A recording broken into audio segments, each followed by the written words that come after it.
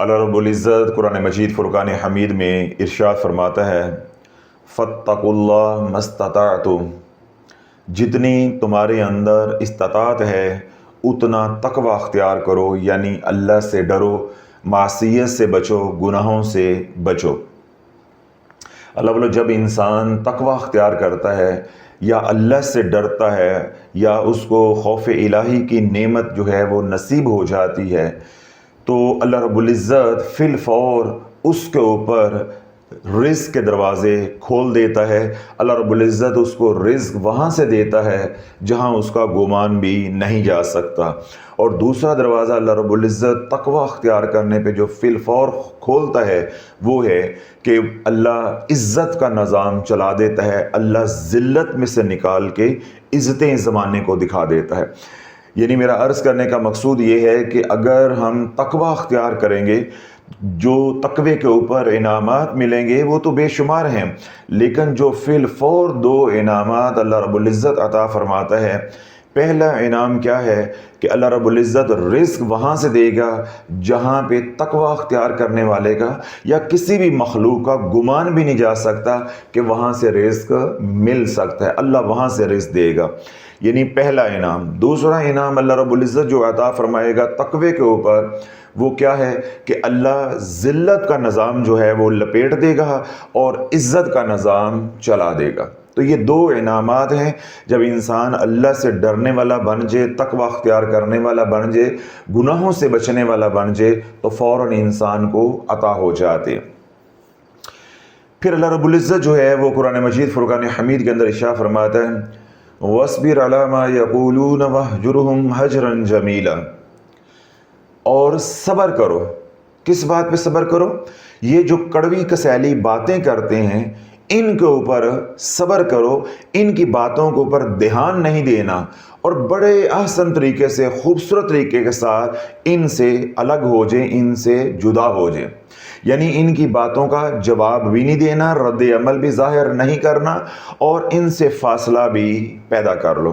تو یہ دو بنیادی باتیں ہیں جو اللہ رب العزت نے قرآن مجید فرقان حمید کے اندر بیان فرمائی ہیں کہ اگر میری مدد کا نظام چاہتے ہو کہ حرکت میں آ جائے، یعنی میں تمہاری مدد کروں، تو دو شرائط تمہیں پوری کرنی پڑیں گی۔ پہلی شرط کیا ہے؟ تقوی، اور دوسری شرط کیا ہے؟ صبر۔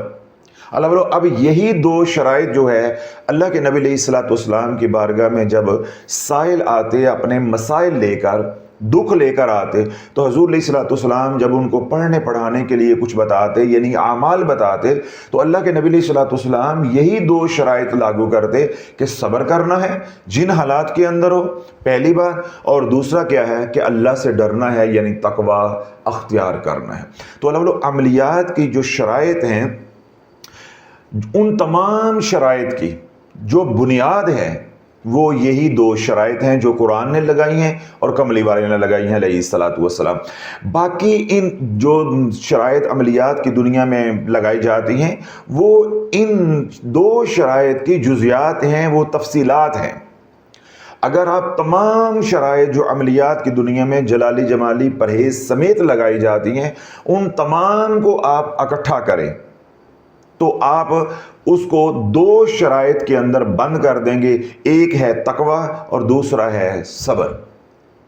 یعنی جو عملیات کی دنیا کے اندر شرائط لگائی جاتی ہیں، جن شرائط کے بغیر آج امت وظائف پڑھ کے برے طریقے کے ساتھ پھنس چکی ہے، ان تمام شرائط کا جو ماخذ ہے یا تمام شرائط کا جو نچوڑ ہے وہ صرف دو باتیں ہیں یا دو شرطیں ہیں، ایک ہے تقوی اور دوسرا ہے صبر۔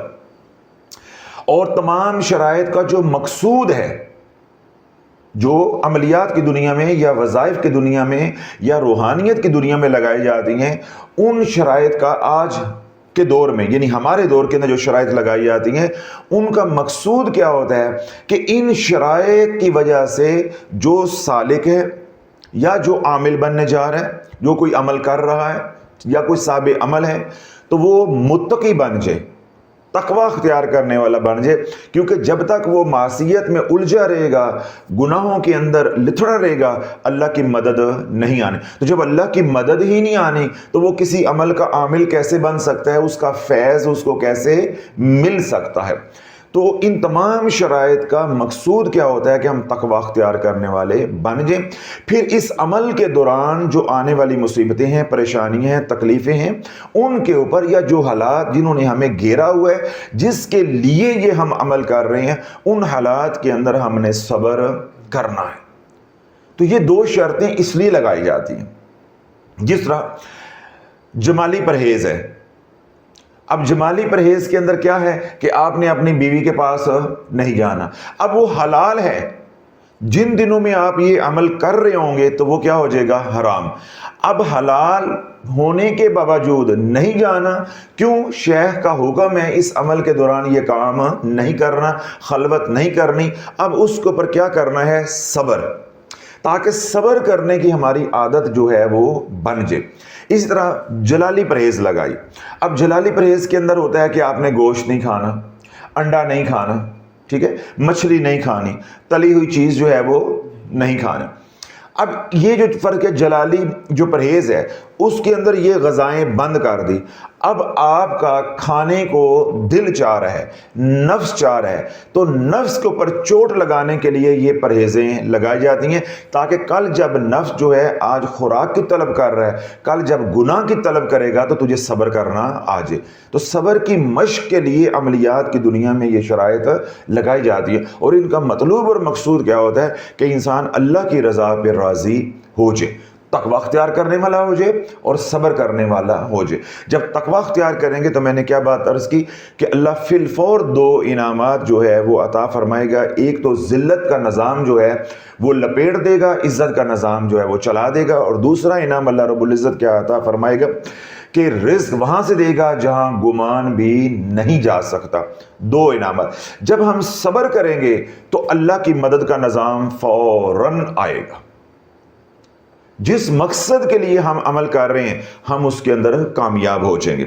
आज मैंने इस मौजू के ऊपर कलाम नहीं करना था। अभी मेरे आने से पहले स्टूडियो पे जो मीडिया पर्सन है वो जवाब दे रहे थे, तो मैं स्टूडियो पे देख रहा था कि एक खातून जो है वो क्या कह रही हैं कि हज़रत साहब मैं रजत की मरीज़ा हूँ। ज़रा सुनिएगा, मैं क्या हूँ, रजत की मरीज़ा हूँ। यानी उसने बयानात सुन के या यहाँ आई हैं जैसे कैसे भी उन्होंने तशखीस कर ली हुई है कि मैं वज़ाइफ पढ़ पढ़ के उजड़ गई हुई हूँ। तो जो है अब ये उनका कहना कि मैं रजत की मरीज़ा हूँ, तो ये किस बात का एतराफ़ है कि मैंने माजी में गलतियाँ की हैं, मैंने मनगढ़ंत वज़ाइफ जो वो किए हैं और शराइत के बगैर किए हैं। एतराफ़ कर लिया, फिर उसका इलाज शुरू कर लिया, जो भी तजवीज़ किया गया वो इलाज कर रही हैं। अब उन्होंने हालात के हाथों, जो भी उनके हालात हैं उनके हाथों मजबूर होकर उन्होंने कमेंट किया, यानी उन्होंने सवाल किया कि मुझे प्यार की अशद ज़रूरत है और रिज़्क़ की अशद ज़रूरत है। यानी 4 बच्चे पैदा करके जब तक सच्चा प्यार नहीं मिला, तो प्यार की ज़रूरत है और मुझे रिज़्क़ की ज़रूरत है। तो लिहाजा मेरे पे मेहरबानी करें, मुझे कुछ आमाल जो है वो करने की नमाज के बाद इजाज़त दे दे। सवाल समझ आ रहा है? सवाल समझ आ रहा है या आपको ये बात समझ आ रही है कि खातून की अकल काम नहीं कर रही? एक तरफ कह रही हैं कि मैं रजत की मरीज़ा हूँ, इसका क्या मतलब है कि पहले वज़ाइफ कर कर के मरी पड़ी है, तो अकल फिर भी रत्ती बराबर नहीं आई। अब भी वो क्या कह रही हैं कि मुझे इजाज़त दी जाए कि मैं नमाज के बाद कुछ आमाल कर लूँ, ताकि मुझे सच्चा प्यार भी मिल जाए और सच्चा मर्द भी मिल जाए और साथ मुझे रिज़्क़ भी मिल जाए। और अगर मर्द है तो अल्लाह उसको भी सच्चा कर दे। यानी उनको क्या है कि मेरी घर में इज्जत नहीं है। तो अल्लाह वालों, हमने यही तो उम्मत को समझाया है कि जब आप मनगढ़ंत वज़ाइफ करोगे और शराइत को पामाल करोगे, और उन शराइत का माखज़ क्या है, 2 शराइत बुनियादी, तकवा अख्तियार नहीं करोगे, सब्र नहीं करोगे, तो ये वज़ाइफ तुम्हें उजाड़ के रख देंगे। तो जब तुम उजड़ोगे तो 4 अलामात मैंने उम्मत को बताई हैं। पहली क्या आएगी, माली तंगदस्ती। तो क्या कह रही है, वज़ाइफ की इजाज़त दे दें, रिज़्क़ की बड़ी तंगी है। दूसरा क्या आएगा, लड़ाई झगड़े। तो जहाँ लड़ाई झगड़े होंगे वहाँ आई लव यू होगा, تو یہ دو باتیں مانگ رہی ہیں نا، دو باتیں مانگ رہی ہیں. تو اگلی میں نے کیا بتائی ہیں؟ لا علاج بیماریاں، چھوٹی چھوٹی بیماریاں آئیں گی، اس کے بعد وہی بعد میں لا علاج بیماریوں میں بدل جائیں گی. تیسرا کیا ہوگا؟ ذلت. ٹھیک ہے، تو اب یہ پہلی دو باتیں یعنی رزق کی تنگی ہے اور آئی لو یو نہیں ہے، محبت نہیں ہے، سچا پیار گھر میں نہیں مل رہا. اب اس کی وجہ سے وہ کیا کر رہی ہیں؟ بے صبری کا مظاہرہ. تو جب بے صبری کا مظاہرہ کریں گے، رب حکم دے رہا ہے وَاصْبِرْ، اور صبر کرو. تو جب صبر نہیں کریں گے اللہ والوں تو کیا ہوگا کہ اللہ کی مدد نہیں آنی. تو میں آپ کو عرض یہ کرنا چاہ رہا ہوں، میں وظائف کروں یا آپ کریں، میرے پہ کوئی آزمائش آئے یا آپ کے اوپر کوئی آزمائش آئے، میرے آپ کے اوپر کوئی برے حالات آئیں کسی بھی طرح کے، جب تک یہ دو شرطیں پوری نہیں ہوں گی مدد نہیں آنی، مدد نہیں آنی. اللہ والو یہی تو ہمارے پیشواؤں کو سمجھ نہیں آ رہی. مجھے سمجھ نہیں آتی کہ کس دیوار میں بندہ ٹکر مارے جا کے اور کس کے در پہ جا کے روئے.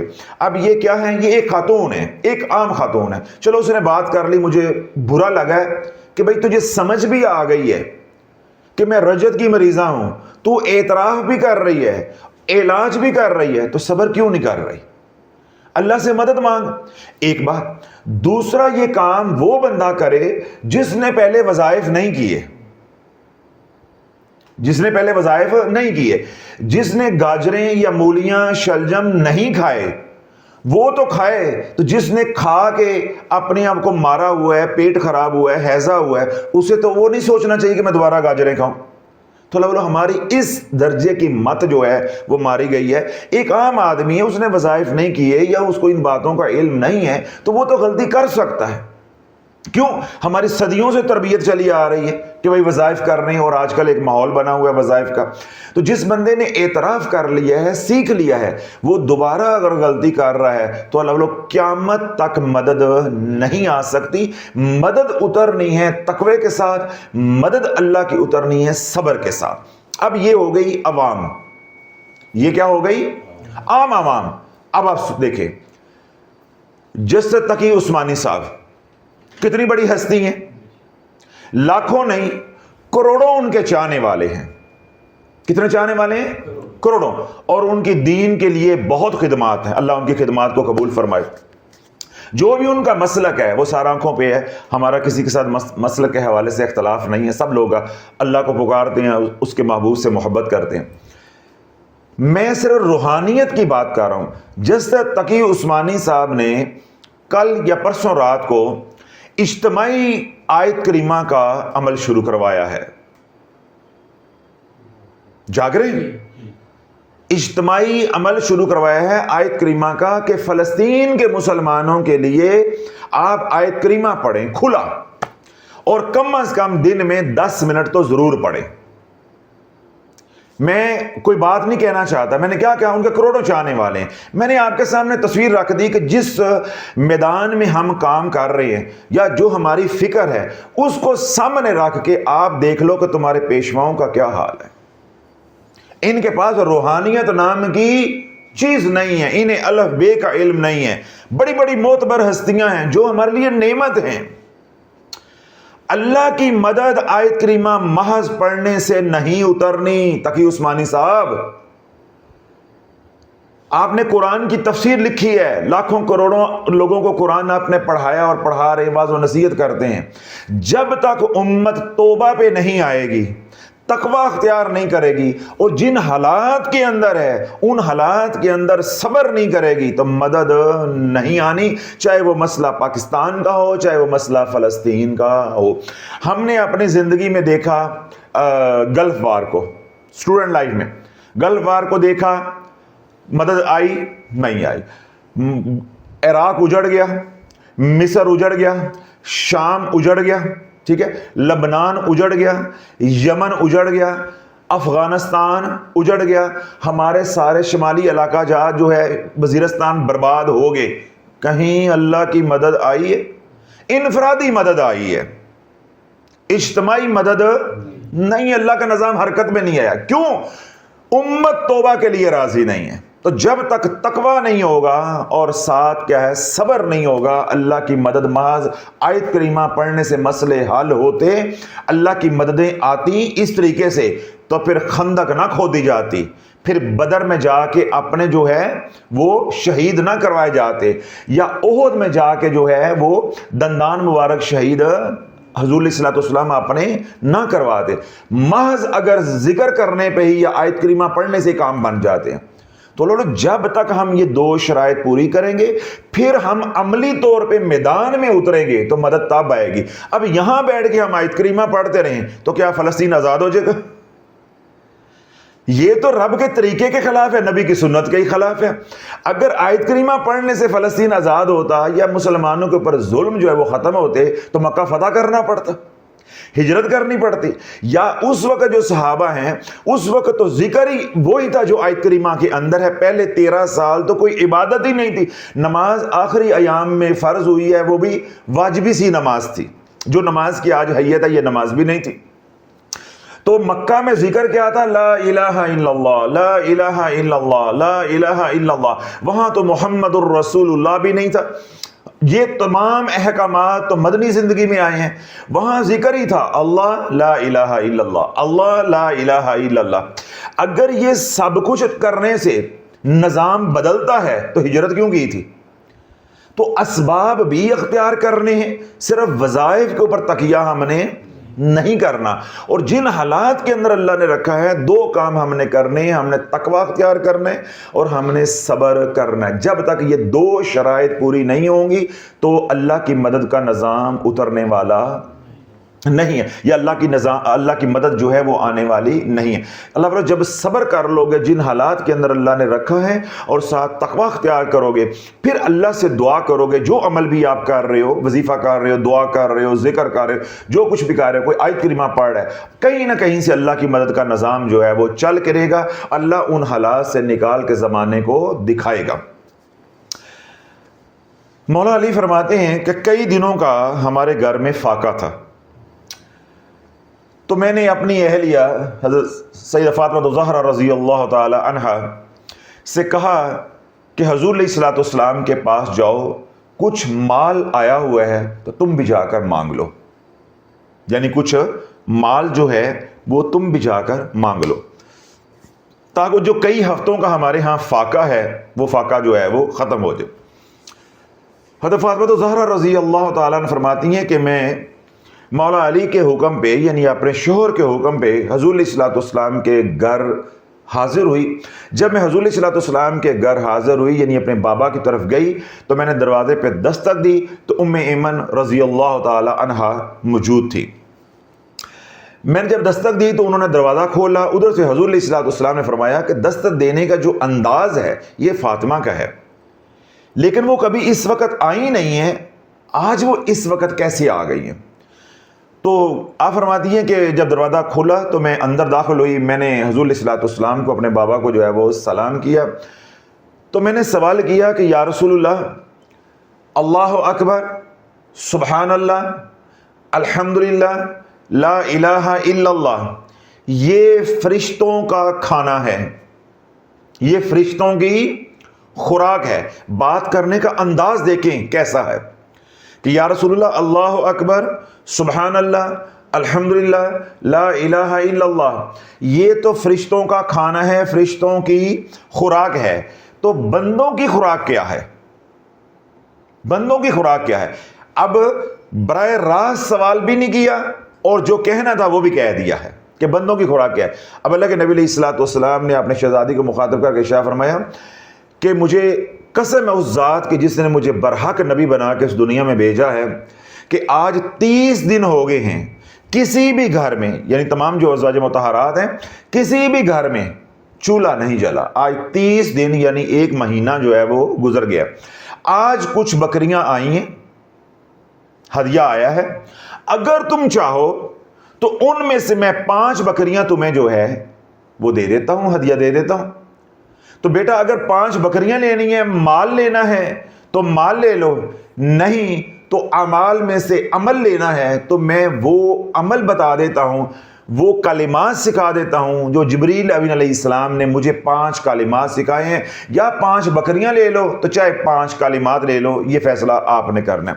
حضرت فاطمہ زہرا رضی اللہ تعالیٰ عنہ فرماتی ہیں کہ میں نے حضور علیہ السلام کی بارگاہ میں عرض کی کہ یا رسول اللہ مجھے بکریاں نہیں چاہیے، مجھے وہ 5 کلمات عطا کر دیں جو جبریل امین علیہ السلام نے آپ کو سکھائے ہیں۔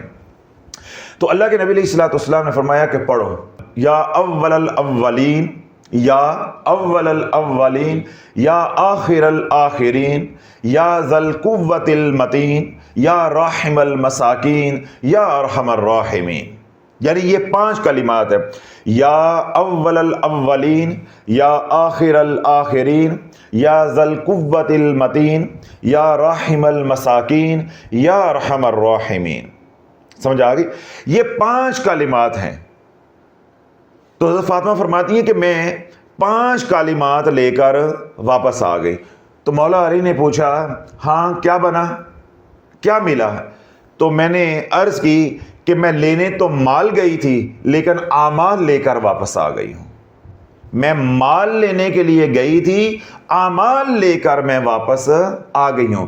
کون سے اعمال میں نے؟ اللہ کے نبی علیہ السلام نے 5 اعمال یعنی 5 کلمات مجھے عطا کی ہیں جو جبریل امین علیہ السلام نے میرے بابا کو یعنی حضور علیہ السلام کو سکھائے تھے، کہ اللہ کے نبی علیہ السلام نے فرمایا کہ یہ پڑھ لیا کرو، یا اول الاولین، یا آخر الاخرین، یا ذا القوۃ المتین، یا راحم المساکین، اور آخری کیا ہے؟ یا ارحم الراحمین۔ تو اللہ بولو یہ 5 کلمات وہ ہیں۔ اللہ کے نبی علیہ السلام نے اپنی شہزادی کی تربیت کیا کی ہے کہ جن حالات کے اندر اللہ نے رکھا ہے میں صبر کر رہا ہوں، 30 دن ہو گئے ہیں میرے کسی بھی گھر کے اندر چولہا نہیں جلا، تم بھی صبر کرو، تم بھی صبر کرو اور اعمال کرو، اعمال کرو۔ اب صبر اس کے ساتھ کیا ہے؟ اعمال ہیں، ان کے ساتھ کیا ہے؟ تقوی اختیار کرو۔ جب یہ 5 کلمات پڑھو گے اور 2 شرطیں پوری کرو گے، تقوی اور ساتھ صبر، تو اللہ کی مدد کا نظام جو ہے وہ چل پڑے گا۔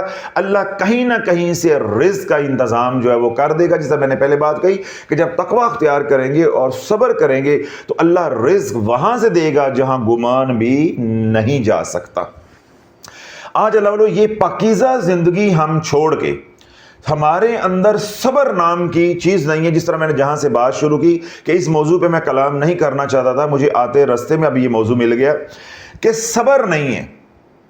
وظائف سے جلے بھی ہیں، اجڑے بھی ہیں، ذلتیں بھی برداشت کی ہیں، برباد بھی ہوئے ہیں، پھر وظائف کے کنویں میں چھلانگ لگانے کے لیے تیار ہیں کہ یہ نہیں تو یہ پڑھ لیں، یہ نہیں تو یہ پڑھ لیں۔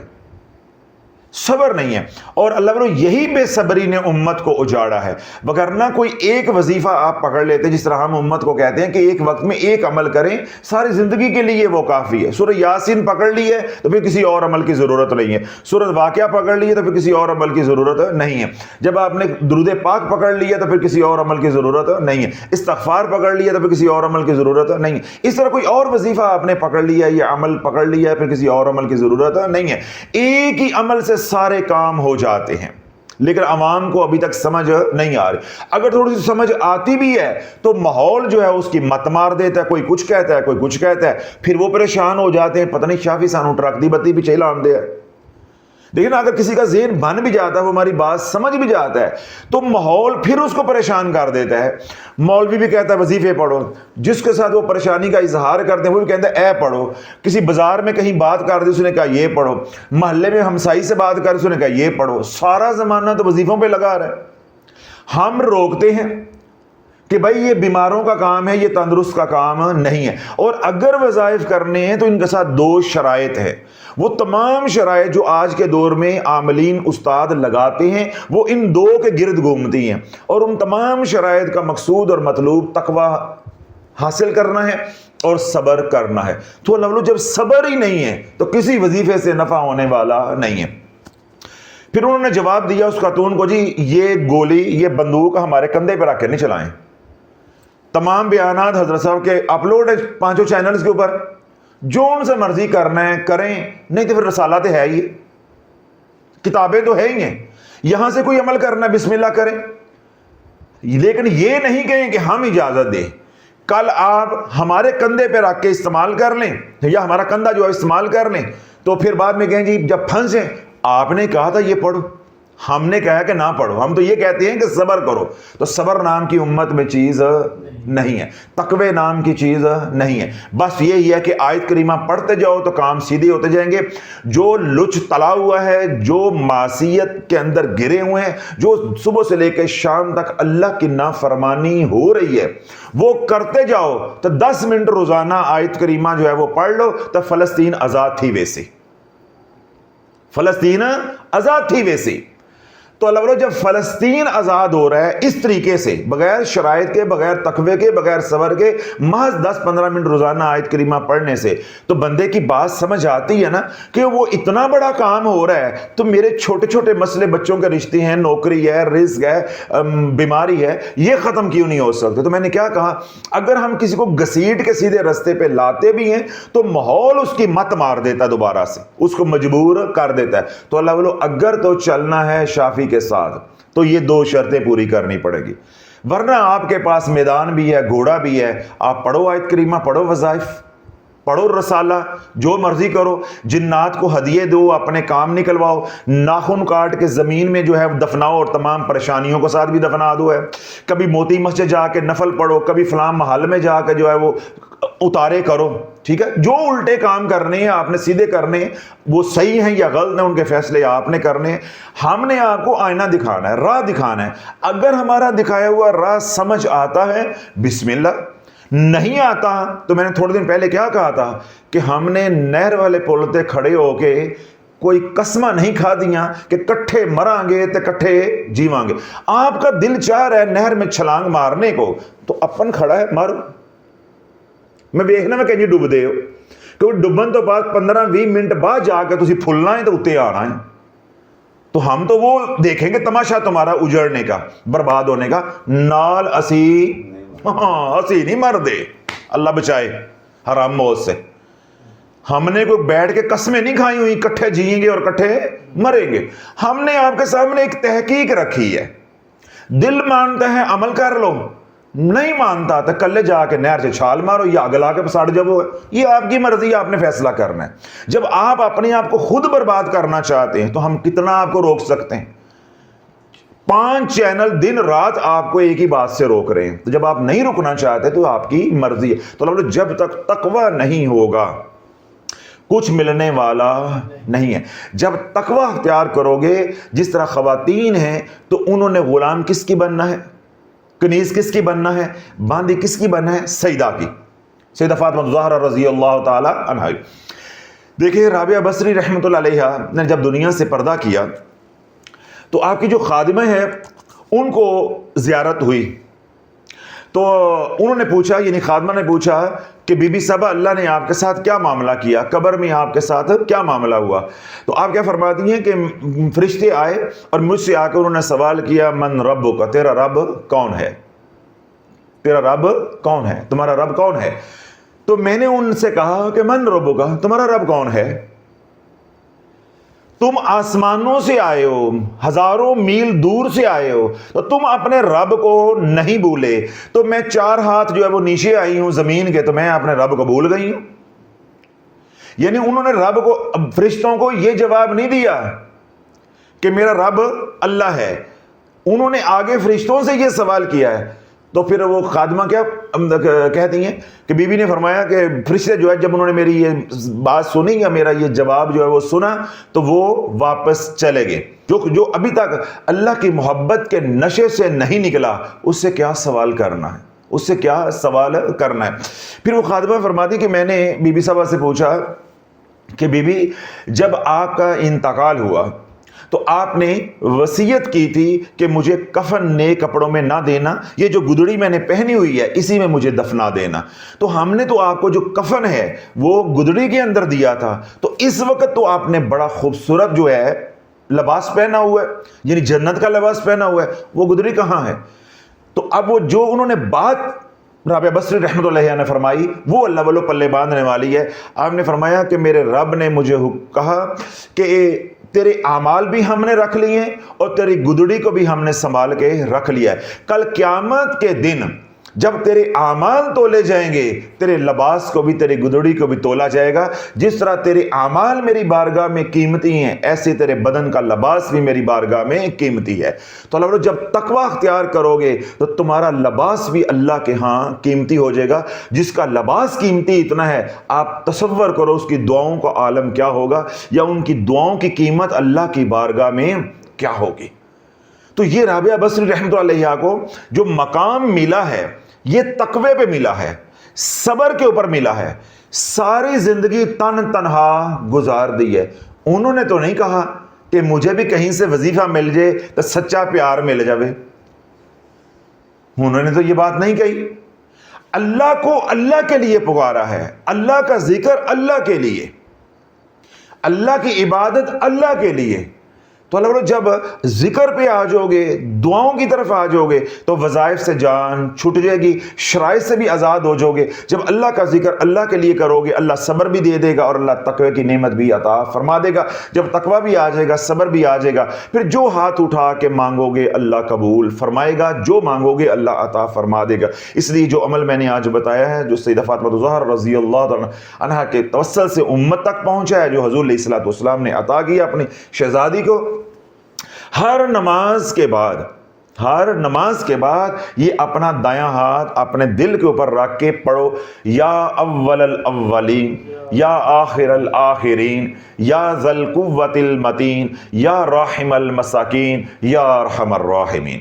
یعنی اپنے دل پہ ہاتھ رکھ کے آپ نے یہ پڑھنا ہے. میں نے ایک بار پڑھا ہے, آپ نے اس کو 5 بار پڑھنا ہے. ہر نماز کے بعد جب امام سلام پھیر دے تو تھوڑی دیر تک امام تسبیح کر رہا ہوتا ہے تو آپ نے یہ تسبیح فاطمہ کرنی, یہ کلمات جو ہے وہ پڑھنے ہیں. یعنی یا اول الاولین یا آخر الآخرین یا ذی القوۃ المتین یا راحم المساکین یا ارحم الراحمین. یعنی یہ آدھے منٹ کا کام ہے. جب امام جو ہے وہ تسبیحات کر رہا ہوتا ہے آپ نے یہ عمل کر لینا ہے. اسی طرح گھر میں خواتین ہیں جب نماز پڑھ لیں تو یہ اپنا دایاں ہاتھ جو ہے اپنے قلب کے اوپر رکھ کے تو یہ کلمات پڑھیں. یہ کلمات پڑھ کے اس کے بعد کملی والے پہ درود پڑھو اور اللہ سے جو چاہتے ہو مانگ لو, اللہ عطا فرما دے گا.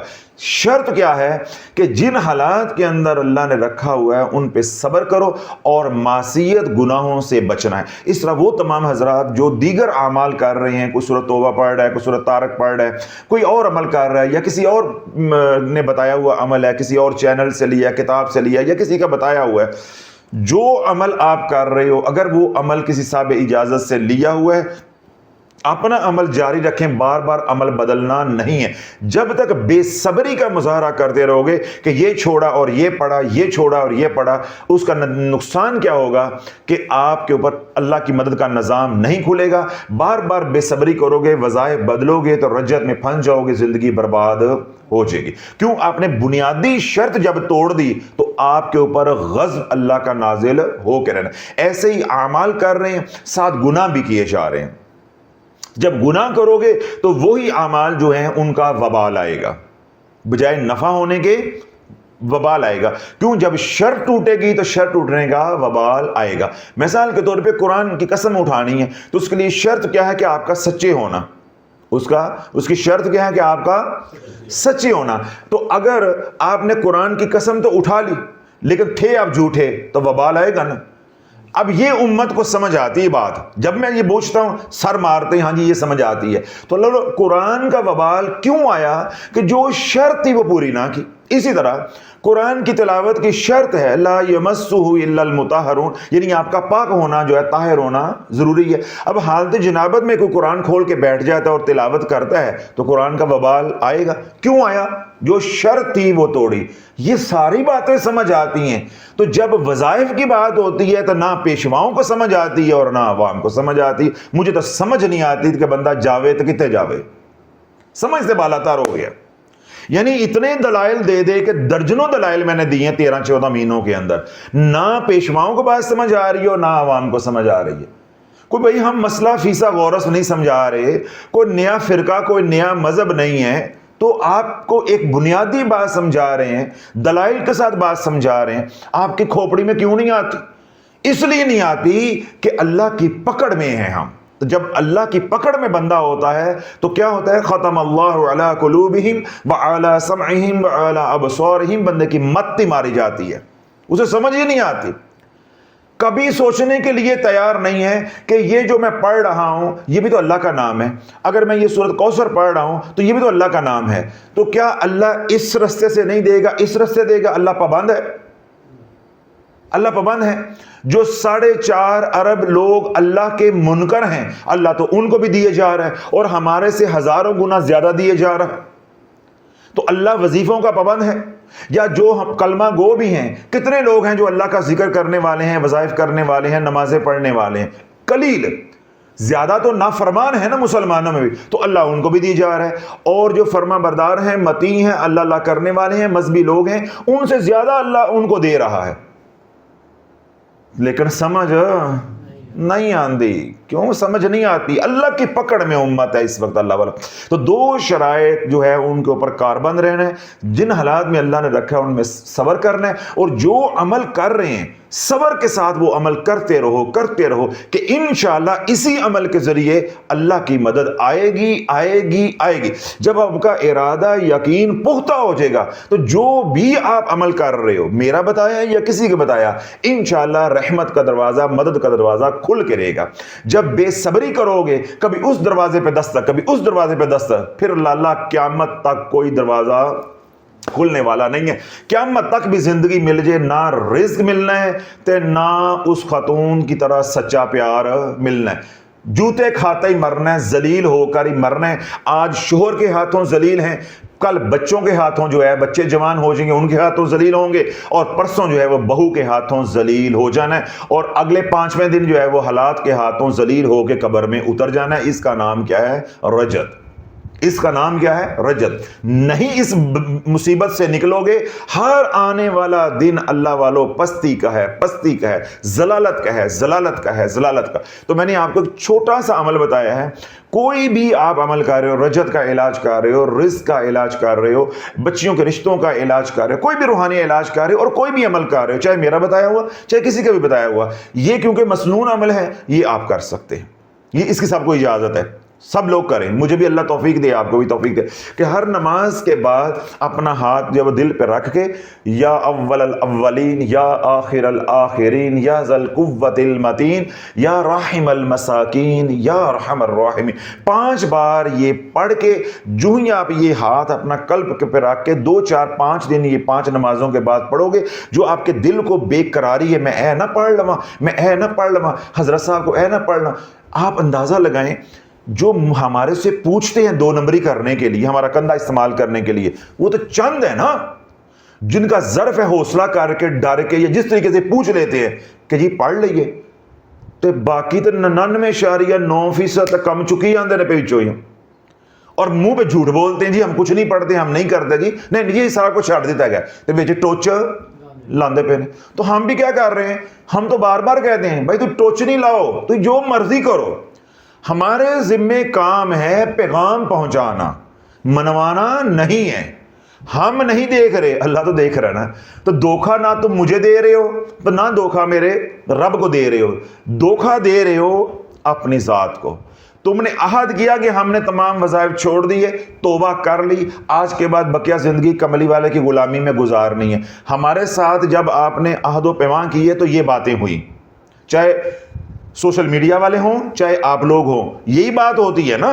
تو بدعہدی کس نے کی؟ آپ لوگ کر رہے ہو۔ تو جس کا وعدہ نہیں ہے، اللہ کے نبی کا فرمان ہے، اس کا کچھ نہیں ہے، جس کا عہد نہیں ہے اس کا کچھ نہیں۔ جب یہ بدعہدی کرو گے اس کا وبال علیحدہ آئے گا، تو پھر پکڑ میں آؤ گے، پھر کبھی کوئی وظیفہ کبھی کوئی وظیفہ۔ تو میں نے کیا کہا ہے کہ قیامت تک جب تک صبر کی شرط پوری نہیں ہوگی، تقوی کی شرط پوری نہیں ہوگی، یہ 2 شرائط پوری نہیں ہوں گی، کہیں بھی مدد کی نظام، کہیں سے بھی مدد آنے والی نہیں ہے، کوئی مدد کا نظام چلنے والا تیرے حق میں نہیں ہے۔ تو اس لیے وہ تمام حضرات جو بھی اعمال کر رہے ہیں، میرے بتائے یا کسی کے بتائے، ان کو پابندی کے ساتھ کریں، ساتھ یہ مسنون عمل کریں۔ جب آپ اپنا قلب پہ اپنا ہاتھ رکھ کے یہ کلمات پڑھیں گے، جو آپ کے دل کے اندر بے چینی ہے، بے صبری ہے، ٹھیک ہے، اس کو حوصلہ ملے گا، بے چینی ختم ہو جائے گی، بے قراری کو قرار آ جائے گا، اور آپ اللہ کی مدد کا انتظار جو ہے وہ کریں گے تو انشاءاللہ اللہ کی مدد جو ہے وہ آ کرے گی۔ 5 بار یہ جب کلمات پڑھ لیے اس کے بعد اللہ سے دعا کریں جو من جملہ مسائل آپ کے گھر کے ہیں،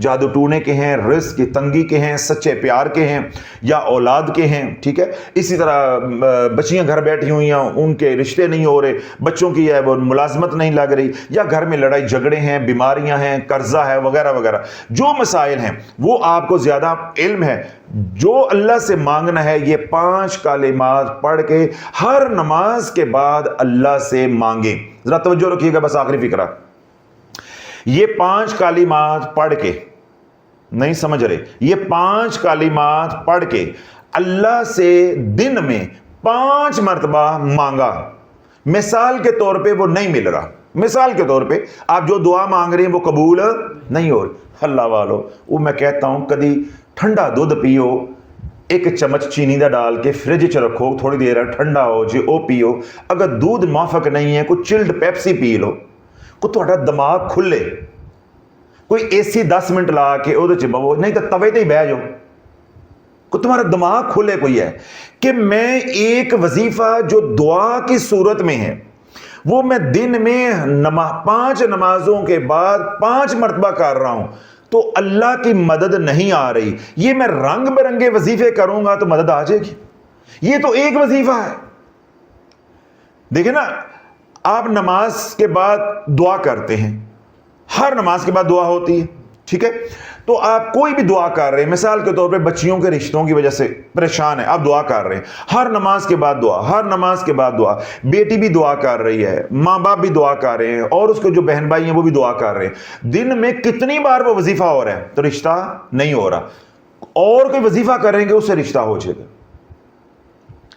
کمی کس چیز کی ہے؟ یقین کی، اپنی دعاؤں کے اوپر یقین نہیں ہے۔ پیر چھوٹا یا بڑا نہیں ہوتا، سمجھ آ گئی؟ یقین چھوٹا اور بڑا ہوتا ہے۔ اسی طرح کوئی عمل بھی چھوٹا یا بڑا نہیں ہوتا، کبھی اللہ کرے یہ بات امت کو سمجھ آ جائے۔ سورۃ بقرہ بھی اللہ کا کلام ہے، سورۃ کوثر بھی اللہ کا کلام ہے۔ وظیفہ چھوٹا بڑا نہیں ہوتا، یقین چھوٹا بڑا ہوتا ہے۔ یہ جو لمبے لمبے وظیفے بتاتے ہیں لوگ، وہ کیا کرتے ہیں؟ وہ انسان کی نفسیات سے کھیلتے ہیں۔ انہیں معلوم ہے کہ جب چھوٹا عمل بتائیں گے تو انسان مطمئن نہیں ہوتا، اس کو جب ریاضت لمبا چوڑا بتاؤ گے، پیچیدہ شرائط بتاؤ گے تو وہ کہے گا ہاں بہت علاج ہو رہا ہے۔ اب جاتے ہی بندے کو کہیں جی پڑھ بسم اللہ پڑھا کرو، چلتے پھرتے بیٹھتے اٹھتے سوتے لیٹتے پڑھو، وہ کہے گا لے اے کی کیتا ہے، درود پاک پڑھا کرو کام ہو جائے گا۔ لو اینا سفر کر کے آئے ہیں تو درود پاک اج پہلا نہیں پڑھ دے، اج پہلا مسلمان نہیں ہے، اچھا استغفار کرو، اللہ کے نبی کا وعدہ ہے جو مانگو گے اللہ دے گا، ہر نعمت استغفار پہ ملے گی۔ اب سارا قرآن پڑھ کے سنا دو، پتہ نہیں اپنے آپ کو کی سمجھ دینا، سانو نہ جانا گناہ گار سمجھ لیا، اسی کو زنا کر دیں، اسی کو سود کھانے ہیں، فلاں کرنے ہیں، اپنے آپ کو پتہ نہیں غوث سمجھنے، سانو جانے گیا یہ استغفار کریا کرو، اسی بندہ پیچھے کر دے نہیں ہے کہ یہ ہمیں ملے گا فوراً، یہ ہمیں ملے گا۔ اب کیا ہے کہ فرض کرو یہ بےزتی میری ہوتی ہے، مجھے پتہ چل جائے گا نا کہ یہ بندہ قابو نہیں آ رہا، اگلی دفعہ آئے گا تو میں کیا کہوں گا؟ ایک گول سینگوں والا بکرا تو نال ادھی سورت بکرا، اے پڑھنی ہے تو 40 دن پڑھن تو بس پھر پوری پڑھنی ہے، پھر سارے ٹبر نے بہ کے پڑھنی ہے، پھر 7 مٹکوں میں پانی لے کے پڑھنی ہے، تاکہ 7 زمینیں آرام سے نیچے چلے جاؤ تحت سرات، تاکہ تہاڈی ہوا بھی کسی نوں نہ لگے ہے، تو پھر میں مجبور ہو جاؤں گا۔ تو اللہ بولو اس لیے یہ چورن بکتا ہے، سورت بقرہ فلاں پڑھو، سورت پڑھو، فلاں وظیفہ پڑھو، اس کو پیچیدہ بنایا جاتا ہے، صرف ہماری نفسیاتی جو کمزوری ہے اس کو دیکھ کے یہ عاملین جو ہے وہ ہمیں نچاتے ہیں تاکہ ہم لوگ قابو میں آ جائیں۔ جب اللہ بولو آپ بات سمجھ جاؤ گے کہ عمل چھوٹا بڑا نہیں ہے، میرا یقین چھوٹا بڑا ہے، جب آپ کا دعاؤں کے اوپر یقین بن جائے گا آپ کو سب کچھ دعاؤں کے ذریعے ملے گا۔ جب آپ کا مخلوق کی خدمت پہ یقین بن جائے گا، آپ کسی کی خدمت کرو گے، کسی کا بھلا کرو گے، اللہ اس طریقے سے آپ کو دینا شروع کر دے گا۔ آپ کا صدقے پہ یقین بن جائے گا، جب کوئی مسئلہ ہوگا آپ صدقہ دو گے، آپ کے کام ہونا شروع ہو جائیں گے۔ کیوں؟ اللہ کا جو نظام ہے بندے کے ساتھ وہ چلتا ہے گمان کے مطابق۔ تو جب آپ کا گمان ہی نہیں بنا، آپ کبھی کوئی وظیفہ تو کبھی کوئی وظیفہ، کبھی کوئی وظیفہ، بھائی کوئی گمان تو بناؤ۔ کہ نہیں میرا دعاؤں کے ذریعے کام ہو کرے گا، بس دعا کو پکڑ لو، یا کوئی وظیفہ پکڑ لیا ہے تو میرا اس کے ذریعے کام ہو کے رہے گا، سیدہ کا بتایا ہوا عمل پکڑ لو، بس آج کے بعد جو مسئلہ ہوگا میں نے یہ عمل کر کے اللہ سے مانگنا ہے اور میرا کام ہو کرے گا۔ جب آپ کا ارادہ مصمم یقین کامل بن جائے گا، اللہ کی مدد کا نظام حرکت میں آ جائے گا۔ یہ کل جو ہے وہ مسئلہ ہے، یہ کل مسئلہ ہے جو ہمیں سمجھ نہیں آ رہا۔ تو اللہ بولے جو اعمال آپ کر رہے ہیں ان اعمال کے اندر یقین کی کمی ہے، یقین پیدا کریں۔ اعمال کا جو وزن ہے وہ یقین سے بڑھتا ہے، اعمال گنے نہیں جانے، اعمال کو تولا جانا ہے، اس لیے تولا جانا ہے کہ ان کے اندر یقین کتنا ہے، اور اعمال کا وزن بڑھے گا یقین کے ساتھ۔ قیامت والے دن لوگ اتنے اعمال لے کر آئیں گے پہاڑوں کے برابر، لیکن ان کا وزن نہیں ہوگا، اتنے وہ ہلکے ہوں گے۔ وہ اعمال تو کر رہے ہیں لیکن اللہ پہ یقین نہیں ہے۔ اور میں قسم کھا کے یہ بات کہنے کو تیار ہوں، پاکستان دا پہلا نمبر ہونا ہے، پاکستان دیا عورتاں دا پہلا نمبر تے مرداں دا دوسرا نمبر، باقی قومیں تو بہت دور جا کے کہیں نکلنی ہیں۔ جتنے اعمال وظائف ہم نے لے کے جانے ہیں نا، دنیا میں قیامت تک کسی قوم نے امت نے اتنے وظائف نہیں لے کر جو ہے وہ حاضر ہونا، اور جتنے اعمال ہمارے حلقے نکلنے ہیں سوچ، یعنی ایک عورت کو پکڑو تے 1500 وظیفہ۔ ایک بابا جی جمعرات کو آئے ہیں، وہ 2 پرچے لکھ کر دے کر گئے ہیں، اور بلکہ ساتھ ایک فیملی بیٹھی تھی، میں نے کہا جی میں ذرا ان کو ملنا، اے تسی پڑھو۔ میں نے اپنی جان چھوڑانے کے لیے ان کو دھیان لگایا، میں کہا جی پڑھو جی تسی پڑھو تو میں ذرا انہوں ڈیل کر، اور جب تک وہ پڑھتے رہے ہیں انہوں نے پورے 2 صفحے پڑھے ہیں، میں نے ایک پوری فیملی کا مسئلہ سن کے ان کو ملاقات کر کے فارغ کر دیا، ابھی تک وہ پڑھ رہے تھے۔ میں کہ کتنے ہو گئے ہیں؟ کہتے ہیں کافی سارے نے جی، یعنی اتنے اعمال کریں لیکن یقین کسی ایک کے اوپر نہیں ہے۔ تو اللہ بولو عرض یہ کر رہا ہوں کہ اپنے یقین کو بناؤ، اور یہ جو چھوٹا سا میں نے عمل بتایا ہے، جن مسائل کے اندر گرے ہیں، ہر نماز کے بعد 5 مرتبہ جو ہے اپنا دایاں ہاتھ قلب کے اوپر رکھ کے ان کلمات کو پڑھتے رہو، اس کے بعد اللہ سے مانگتے رہو۔ جن دنوں میں خواتین نے نماز نہیں پڑھنی تو جب نماز کا وقت ہو جائے تو ان کلمات کو پڑھ کے اللہ سے دعا کرتے رہے۔ اسی طرح نماز کے علاوہ کسی وقت بھی کوئی گھر میں پریشانی آ جاتی ہے، تکلیف آ جاتی ہے، تو ضروری نہیں ہے کہ یہ کلمات نماز کے ساتھ ہی پڑھنے ہیں، یہ دن میں سینکڑوں بار آپ پڑھ سکتے ہیں۔ ان کی کوئی شرائط نہیں ہے، ان کی کوئی رجعت نہیں ہے، ان کا کوئی اثر بعد نہیں ہے۔ یہ سودا ہے مدینے والے کا، اگر یہ لینا ہے تو بسم اللہ، ورنہ سودا خریدنا ہے رسالے والے کا تو وہ بھی موجود ہے۔ دونوں آپ کے نظام آپ کے سامنے ہیں، ہم آپ کو مجبور نہیں کر رہے، ہم نے دونوں نظام آپ کے سامنے رکھ دے، فیصلہ آپ نے کرنا ہے۔ باقی ہمارے سے امید نہیں رکھنی کہ نہر والے پول تے اسی بھی پہنچاں گے تو تسی بھی پہنچو گے، چھال اسی بھی ماراں گے تو تسی بھی مارو گے، نہ تسی جا کے کلے ہی مارنی ہے۔ اور اگر ہمارے ساتھ رہنا ہے تو جو پھر ہم کہہ رہے ہیں اس طریقے سے چلو، تو پھر اسی نہر والے پول تے نہیں پہنچاں گے، انشاءاللہ ہی حوض کوثر تے پہنچاں گے۔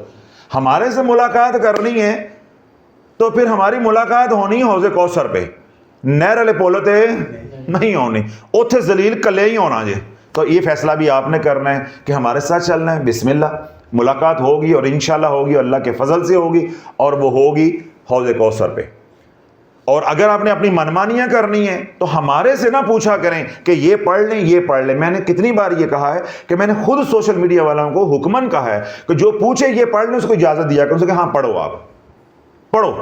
کیوں؟ جب ہم ہر بیان میں روک رہے ہیں تو جب نہیں روک رہا تو وہاں روکنے سے اس نے رک جانا ہے، چلو اس کی خواہش پوری ہو جائے، دنیا اور تھوڑی سی برباد ہو جائے گی، اللہ اللہ کرے گا آخرت میں چلو اسے کچھ مل جائے گا، پڑھ کے جو ہے اس کو حوصلہ نفع ہو جائے، تو ہمیں روکنے کی ضرورت نہیں ہے۔ تو اس لیے ہمارے سے اجازت مانگ کے اپنا نقصان ہمارے ہاتھوں نہیں کروائیں، اور ہم بری ذمہ ہیں کہ میں جب علل اعلان آپ کو یہ بات کہہ رہا ہوں کہ جب ہمارے سے اجازت مانگو گے، غلط بات بھی پوچھو گے، ہم نے کہنا ہاں کر لو، پھر نہ کہنے کہ آپ نے ہماری رہنمائی نہیں کی۔ جب میں خود رہنمائی کر رہا ہوں تو میڈیا والوں کو کیا ضرورت ہے تمہاری رہنمائی کرنے کی؟ جب میں روزانہ خود 5 چینلز کے اوپر بیانات کر رہا ہوں، خانقاہ میں بیان کر رہا ہوں، میرا سمجھایا سمجھ نہیں آتا تو میڈیا والوں کو میں کیوں کہوں کہ وہ رہنمائی کریں؟ ان کو میں نے آسان سی بات کہی ہوئی ہے کہ جو کہے نا میں نے یہ پڑھنا ہے، اسے کہیں ہاں جی پڑھو، آپ بسم اللہ پڑھو۔ تو اس لیے آج بھی میں دوبارہ آپ کو بات سمجھا دی ہے کہ اللہ جو اعمال کر رہے ہو ان اعمال کے اندر یقین پیدا کرو، اور ساتھ یہ دعاؤں والا تعلق اللہ کے ساتھ مضبوط کرو، ساتھ صدقہ خیرات کرو، اور دو شرائط جو میں نے بتائی ہیں قرآن سے، ایک تقوی اختیار کرو اور ایک صبر کرو، انشاءاللہ اللہ کی مدد کا نظام جو ہے وہ حرکت میں آ جائے گا۔ اللہ سونا ہماری اس سوچ کو، فکر کو ساری امت تک جو ہے وہ پہنچائے، اور بالخصوص جو ہے اللہ رب العزت جو ہے، جو اہل ایمان ہے، مذہبی طبقہ ہے جو راد و وظائف کرنے والا ہے، اللہ ان کے دل میں یہ اتار دے، ان کو یہ بات سمجھ آ جائے، اور اس کے اوپر اللہ سونا جو ہے ہم سب کو یقین کامل عطا فرمائے کہ وظیفہ بڑا چھوٹا نہیں ہوتا، یقین چھوٹا بڑا ہوتا ہے، عمل چھوٹا بڑا نہیں ہوتا، یقین چھوٹا بڑا ہوتا ہے۔ اللہ ہمارا یقین بھی بنا دے، اللہ ہمیں یقین والی محنت جو ہے وہ عطا فرمائے تاکہ ہمارا یقین بن جائے، اور اللہ صبر بھی عطا فرمائے، اور تقوی والی نعمت بھی ہم سب کو جو ہے وہ عطا فرمائے، اپنی رضا والی زندگی، اللہ اپنے محبوب علیہ الصلوۃ والسلام کی غلامی والی زندگی ہم سب کو عطا فرمائے۔ دنیا بھر میں جو لوگ ہمیں سنتے ہیں، جو پریشان حال ہیں، اللہ ان کی پریشانیوں کو دور عطا فرمائے، جو دکھی ہیں ان کے دکھ دور عطا فرمائے، جو سکھی ہیں ان کو سکھ میں برکتیں عطا فرمائے۔ وہ تمام حضرات جن کی حاجات ہیں، جو پریشان ہیں، جنہوں نے دعاؤں کے لیے کہا ہے، اللہ ان کی حاجات کو اپنے غائب کے خزانوں سے پورا فرمائے۔ گھروں میں، اسپتالوں میں جہاں بھی بیمار ہیں، مرد ہیں، بچے ہیں، بوڑھے ہیں، عورتیں، اللہ سب کو شفا کاملہ عاجلہ عطا فرمائے۔ جو قرض سے پریشان ہیں، اللہ قرض سے خلاصی والے جو ہے وہ اسباب پیدا فرما دے، اللہ آسانی والا معاملہ جو ہے وہ فرمائے۔ جنہوں نے مالی تنگدستی سے پریشان ہو کے دعاؤں کے لیے کہا ہے، اللہ حلال طیب رزق جو ہے وہ عطا فرمائے، کشادہ رزق، اپنے ہر راستے میں خرچ کرنے والا رزق جو ہے وہ عطا فرمائے۔ دنیا بھر میں جو لوگ ہمیں سنتے ہیں، ہمارے سے محبت کرتے ہیں، خانقاہ کی جانی مالی وقتی خدمت کرتے ہیں، اللہ ان کی اس قربانی کو بھی قبول و منظور فرمائے، اور ہماری بھی پیار بھری دعائیں، محبت بھری دعائیں ان کے حق میں قبول و منظور فرمائے۔ اور جو ہم نے کہا اللہ سے مانگا ہے، اللہ وہ بھی عطا فرمائے، اور جو ہم نہیں مانگ سکے، ہماری ضرورتیں اللہ بن مانگے ہم سب کو جو ہے وہ عطا فرمائے۔ سبحان ربک رب العزت عما یصفون۔